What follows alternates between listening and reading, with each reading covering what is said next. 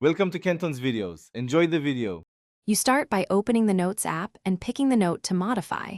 Once selected, tap the formatting icon or the Share/Options button to reveal style controls.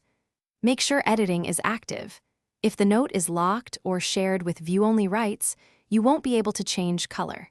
If the formatting bar isn't visible, tap the screen near the top or the pen icon to force it to appear. This gets you directly into the controls you'll use to change text or background color.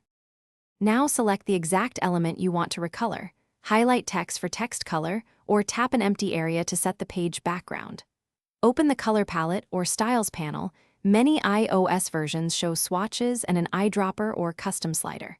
Choose a preset or create a custom hue and adjust opacity or contrast to keep legibility. Once chosen, the change previews instantly.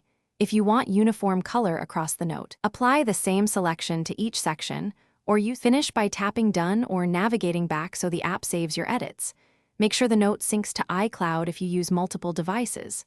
If the color didn't apply, first reselect the content and try again, then restart the Notes app. If problems persist, confirm you're on a supported iOS version, toggle iCloud sync for notes, and update iOS if needed.